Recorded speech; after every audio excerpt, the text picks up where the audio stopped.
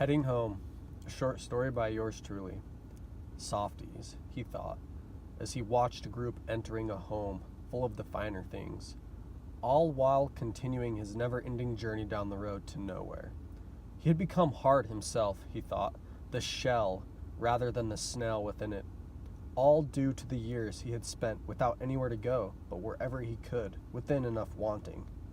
Sometimes he dreamt what it was all like before total development. It seemed so free in his mind. Sure, he figured, even back then, a wanderer had to worry about warring tribes and territorial disputes. But today, it just seemed like there was too much politics, and everyone's time was spent serving the politicians rather than being politicians themselves. He imagined what it would be like if he could travel without visa, gaining permission upon his own personal interaction, rather than be something spoken for by the words of everybody but himself. Wandering like he did held with it dangers today, just as it did then, he supposed, however different. Instead of worrying so much about lethal predators and exposure, along with starvation, he had to figure law, opinions, and politics into the equation, much more so than had been, hardly being able to go where he pleased without someone saying they owned where he was, along with the right with which what could be done there. Some of which was still present, but with the addition to this.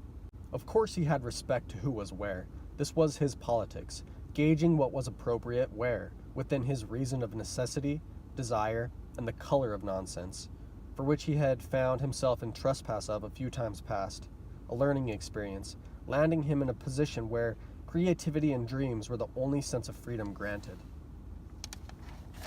He loved the change, something he figured that was a trait others ridiculed him for, calling him unstable, but he just couldn't imagine himself going to the same place, doing the same thing every day like they did, so he moved frequently. He told stories of his travels and experiences, some true, some fantasy, some thought, a sort of currency in which he had good credit and was accepted by those wishing to hear a tale or two. He looked at the home he had seen people walk in earlier, a rugged structure, built to withstand the tribulations of the outside world and provide those within its walls shelter from it. What was he but a mobile home, built to endure the extremes of space, willing to allow those into his space that took care of him?